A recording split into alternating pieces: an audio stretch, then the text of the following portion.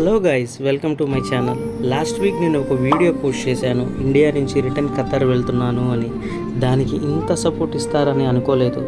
మీ ప్రేమ వల్ల అది 1 million views వచ్చింది. చాలా అంటే చాలా థ్యాంక్స్ మీ అందరికీ. అయితే ఆ వీడియో చూశాక చాలామంది డైరెక్ట్గా కాల్స్ చేస్తున్నారు, అన్న మేము వస్తాము, మాకు రావాలని ఉంది అనేసి. రావాలి, కష్టపడాలి అనేది చాలా మంచి విషయమే, కానీ మీరు అనుకున్నంత ఈజీ కాదు గల్ఫ్ కంట్రీ అంటే.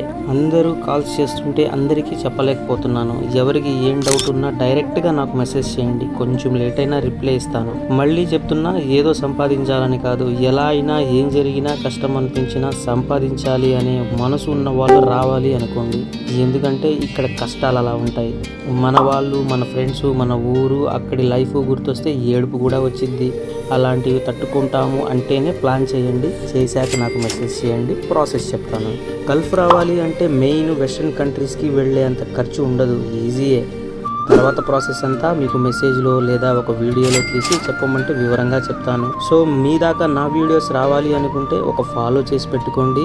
ఈ గల్ఫ్ కంట్రీలో కష్టంగా ఉన్నా కూడా ఇష్టంగా ముందులాగా కామెడీ వీడియోస్తో పాటు మీకు యూజ్ అయ్యే ఇన్ఫర్మేషన్ ఇస్తూ ఉంటా. ఇంకా ఉంటా మరి, మీ గల్ఫ్ పాండా. బాయ్, జై హింద్.